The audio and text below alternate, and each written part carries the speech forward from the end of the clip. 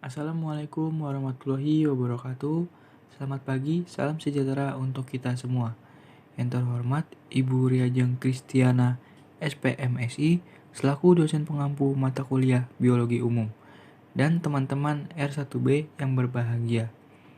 Sebelum masuk ke pembahasan, izinkan saya memperkenalkan kelompok saya. Kami dari kelompok 2 yang beranggotakan Alvina Syahri Rahma, Mutiara Nurhangesti, Nala Toinga, Ninda Handayani, Suci Mar Anggraini, dan saya sendiri Yogi Arifatan. Adapun materi yang akan kita bahas pada pertemuan biologi umum untuk hari ini yaitu organ vegetatif tumbuhan.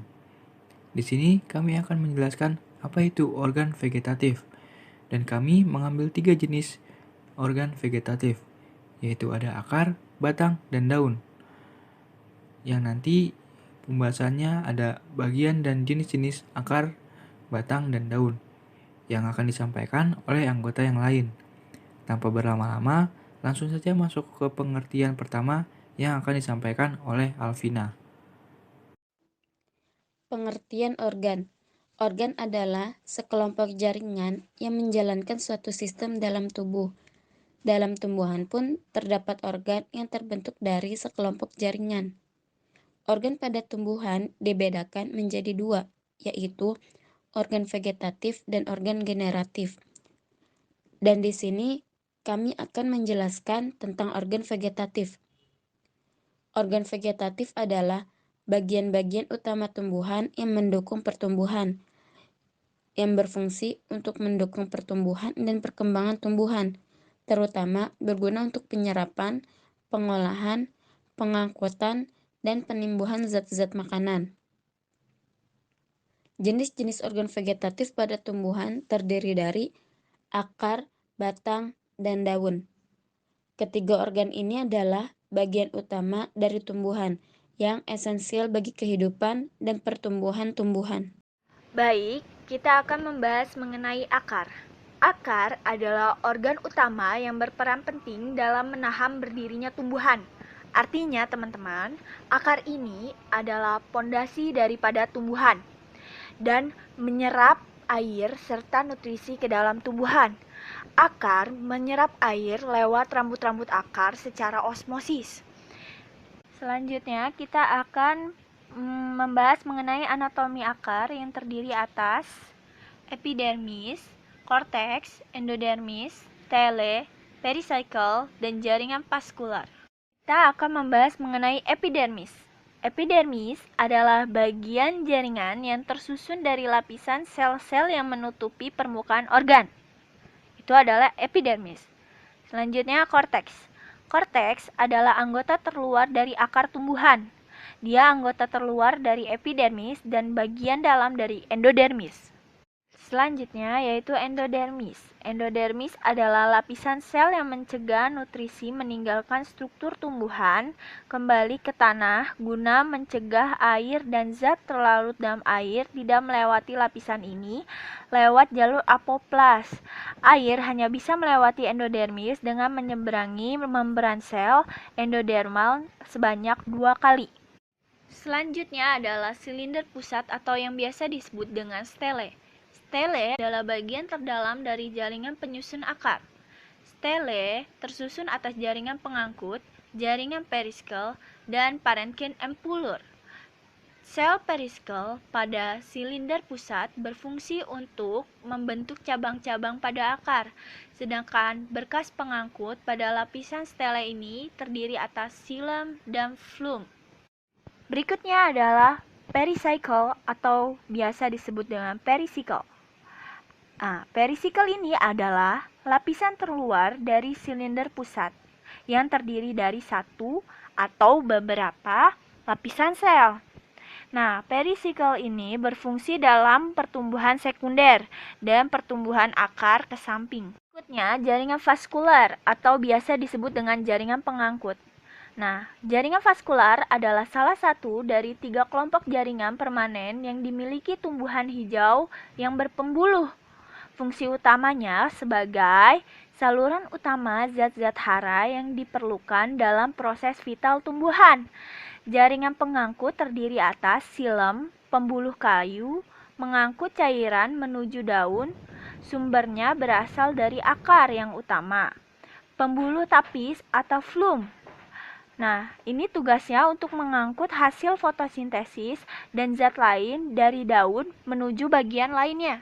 Pada slide selanjutnya, kita akan membahas mengenai morfologi akar. Morfologi akar terdiri atas tudung akar, meristem apikal, zona perpanjangan, dan rambut akar. Tudung akar adalah bagian akar yang melindungi ujung akar saat tumbuh menembus tanah.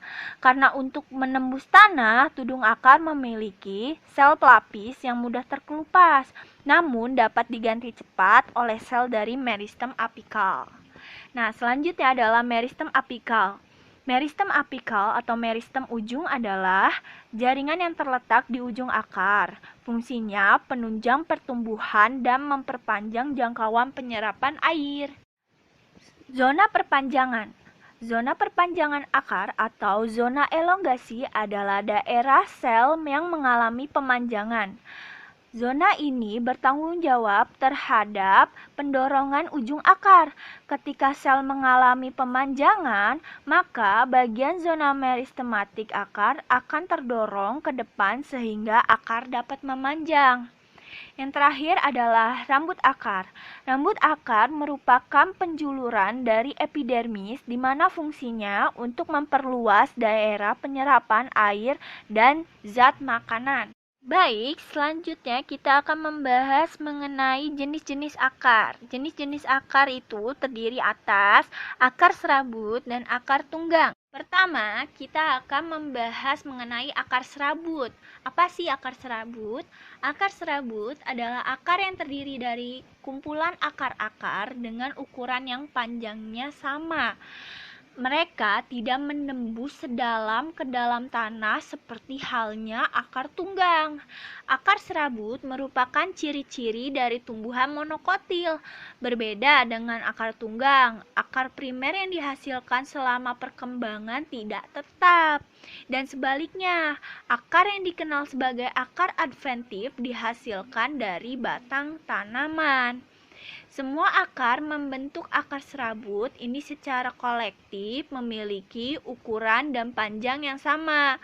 Sistem akar berserat tidak menembus sejauh ke dalam tanah, melainkan menciptakan akar yang tebal, yang baik dalam menahan tanah secara bersama-sama. Jenis rumput yang memiliki akar berserat atau akar serabut termasuk tanaman yang berhubungan dengan rumput seperti jagung. Keuntungan dari sistem akar serabut termasuk bahwa mereka memungkinkan tanaman untuk menyerap air dan mineral di area permukaan yang luas, lebih dekat ke permukaan tanah. Mereka juga berguna dalam membantu mencegah atau mengurangi erosi tanah karena sistem ini membantu menyatukan partikel tanah. Jenis akar yang kedua adalah akar tunggang. Akar tunggang ketika ada satu akar utama yang tumbuh lurus jauh ke dalam tanah, mereka hanya memiliki sedikit akar lateral yang tumbuh dan berkembang dari akar utama. Akar tunggang adalah ciri-ciri dari tumbuhan dikotil dan ciri-ciri dari tumbuhan gymnospermae. Akar tunggang adalah diferensiasi lebih lanjut dari akar primer. Akar primer terbentuk dari radikula semai selama perkembangan benih. Dalam sistem akar tunggal, akar utama adalah yang paling besar dan paling panjang. Dan sedangkan akar lateralnya lebih kecil dan lebih pendek. Beberapa akar samping yang dikenal sebagai akar lateral terbentuk dari akar utama. Akar tunggang menembus jauh ke dalam tanah sehingga beberapa kasus membentuk organ penyimpanan makanan, misalnya wortel, lobak, dan bit. Keuntungan dari akar tunggal termasuk fakta bahwa mereka menembus jauh ke dalam tanah sehingga dapat menemukan air dan mineral yang jauh di bawah tanah, sehingga mereka dapat disebut sebagai toleran kekeringan. Akar tunggang juga bagus untuk menambatkan tanaman ke dalam tanah sehingga mencegah tertiupnya angin di lingkungan berangin. Keuntungan lebih lanjut bahwa mereka dapat membentuk dalam beberapa kasus organ penyimpanan menyimpan makanan seperti pati, gula untuk tanaman. Baik, sekarang kita beralih ke bagian batang. Batang dalam bahasa Latin yaitu caulis, yang merupakan salah satu dari organ dasar tumbuhan berpembuluh. Batang itu sendiri merupakan bagian yang sangat penting dari tumbuhan yang letaknya di bagian permukaan tanah. Pertumbuhan batang sendiri dimulai dari bagian batang lembaga yang letaknya berada di bagian dalam biji. Proses selanjutnya, pertumbuhan batang terjadi mulai dari bagian titik tumbuh yang tersusun oleh meristem apikal yang letaknya ada pada bagian batang. Apabila dilihat dari tempat kedudukannya, maka batang dapat diibaratkan sebagai sumbu dari tumbuhan. Daun dan akar dianggap sebagai perkembangan lanjutan dari batang untuk menjalankan fungsi yang lebih khusus. Pada umumnya, batang berbentuk panjang bulat seperti silinder. Batang juga berfungsi sebagai alat transportasi antara akar dan daun. Zat yang melewati batang, salah satunya adalah air. Air dari akar ke daun serta hasil fotosintesis dari daun ke akar akan melewati batang. Batang juga berfungsi sebagai tempat melekatnya daun, bunga, buah, serta sebagai tempat menyimpan cadangan makanan. Beberapa tumbuhan yang menyimpan cadangan makanannya di batang adalah tebu, sagu, dan kaktus. Selain itu, pada beberapa tumbuhan, batang juga berfungsi sebagai alat reproduksi vegetatif seperti pada tanaman singkong. Selanjutnya, anatomi batang atau struktur jaringan batang. Struktur jaringan batang ada 4. Yang pertama, jaringan epidermis. Yang kedua, jaringan endodermis. Yang ketiga, jaringan korteks. Yang keempat, stele atau silinder pusat. Yang pertama, jaringan epidermis. Jaringan epidermis merupakan jaringan yang terletak di bagian paling luar dari batang. Jaringan epidermis berfungsi untuk melindungi jaringan tumbuhan yang berada di bagian dalam batang. Yang kedua adalah jaringan endodermis. Jaringan endodermis merupakan batas antara korteks dan stela. Endodermis terdiri atas sel hidup yang berbentuk silinder kosong. Dalam perkembangannya, endodermis mengalami perubahan, yaitu penambahan lapisan gabus di seluruh permukaan dalam dinding sel. Selanjutnya, diikuti penambahan lapisan sekunder dari selulosa. Yang ketiga adalah jaringan korteks. Jaringan korteks terletak di bagian yang lebih dalam setelah jaringan epidermis. Fungsi jaringan korteks pada beberapa tumbuhan yaitu sebagai tempat cadangan makanan disimpan. Yang keempat, atau yang terakhir yaitu stele, atau silinder pusat. Stele merupakan bagian terdalam batang yang terdapat xilem dan phloem. Stele tersusun atas beberapa jaringan yaitu bekas pengangkut, empulur, dan perikambium. Jaringan stele di dalamnya memiliki berkas vaskuler yang akan menyebar ke seluruh bagian empulur. Yang selanjutnya adalah jenis-jenis batang. Jenis-jenis batang terbagi menjadi 2, yaitu batang dikotil dan batang monokotil. Batang dikotil merupakan tumbuhan yang mempunyai biji berkeping 1, sedangkan batang monokotil yaitu tumbuhan yang mempunyai biji berkeping 2. Pada jaringan epidermis, antara batang tumbuhan monokotil dan dikotil berbeda ya. Pada tumbuhan monokotil, jaringan epidermis memiliki dinding sel yang tebal, sedangkan pada tumbuhan dikotil, jaringan epidermis berbentuk sel pipih yang rapat. Pada tumbuhan dikotil juga, korteks mengandung sel-sel parenkim yang berfungsi untuk regenerasi dan membantu pencangkokan pada tumbuhan. Selanjutnya, daun. Daun adalah salah satu organ tumbuhan yang tumbuh dari ranting. Biasanya, daun berwarna hijau atau mengandung klorofil dan terutama berfungsi sebagai penangkap energi dari cahaya matahari untuk fotosintesis. Daun merupakan organ penting bagi tumbuhan dalam melangsungkan hidupnya karena tumbuhan adalah organisme autotrof obligat. Ia harus memasuk tumbuhan energinya sendiri melalui konversi energi cahaya matahari menjadi energi kimia. Anatomi daun terbagi menjadi 5. Pertama, epidermis. Epidermis pada daun merupakan lapisan sel hidup terluar. Jaringan ini terbagi menjadi 2, epidermis atas dan epidermis bawah, berfungsi melindungi jaringan yang terdapat di bawahnya. 2. Jaringan mesofil. Jaringan ini mengandung banyak kloroplas yang berfungsi dalam proses pembuatan makanan. Salah satu ciri-ciri jaringan ini adalah sel-sel benar struktur silinder dan tersusun rapat. 3. Jaringan bunga karang. Disebut juga jaringan spons karena semakin berongga bila dibandingkan dengan jaringan palisade, berfungsi sebagai tempat penyimpanan cadangan makanan. 4.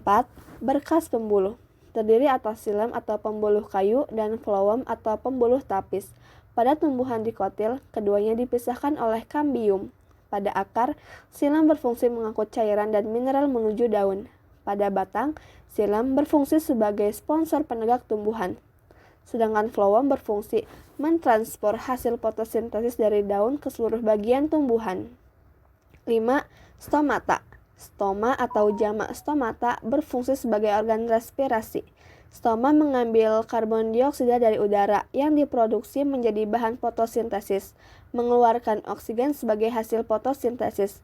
Stoma ibarat hidung kita, di mana stoma mengambil karbon dioksida dari udara dan mengeluarkan oksigen, sedangkan hidung mengambil oksigen dan mengeluarkan karbon dioksida.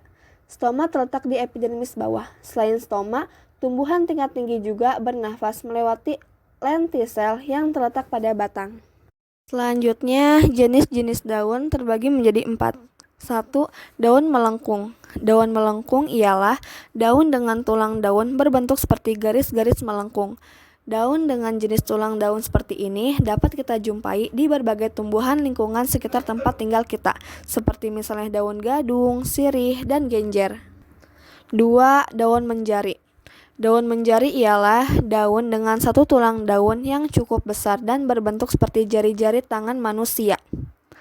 Daun dengan struktur tulang daun menjari ini dapat kita jumpai pada daun singkong, daun pepaya, daun ketela pohon, daun kapas, dan yang lainnya. 3. Daun sejajar. Daun sejajar ialah daun yang memiliki tulang daun berbentuk seperti garis-garis yang sejajar. Tiap-tiap dari ujung tulang daun ini menyatu. Umumnya terdapat pada daun-daun bangun garis pita dan bangun garis yang memiliki satu tulang daun besar memujur di tengah. Jenis daun sejajar sering kita temui pada pohon tebu, padi, rumput ilalang, daun pohon jagung, daun kelapa, dan yang lainnya. 4. Daun menyirip. Daun menyirip ialah daun yang mempunyai struktur tulang daun jenis menyirip seperti pada sirip-sirip ikan. Daunnya tersusun rapi mulai dari tangkai hingga ujung dari helai daun. Daun menyirip dapat kita temui pada pohon kueni, belimbing manis, daun pohon durian, jambu dersono, jambu mete, jambu biji, tulang daun, dan tulang daun rambutan. Jadi, kesimpulan dari video pembelajaran kita kali ini adalah organ vegetatif adalah bagian-bagian utama organ tumbuhan yang paling pokok untuk mendukung pertumbuhan tanaman. Terdapat 3 jenis organ vegetatif pada tanaman, yaitu akar, batang, dan daun. Selanjutnya, untuk menambah pengetahuan kita semua, di sini kami telah menyiapkan satu pertanyaan. Tentunya, kita semua sudah tahu bahwa pada bagian batang terdapat lingkaran tahunan. Pertanyaannya adalah, apa yang dimaksud dengan lingkaran tahunan dan apa fungsi dari lingkaran tahunan tersebut? Cukup sekian video pembelajaran kita kali ini. Semoga apa yang telah kami sampaikan dapat menambah pengetahuan dan pemahaman kita semua. Kurang lebihnya mohon dimaafkan. Terima kasih. Wassalamualaikum warahmatullahi wabarakatuh.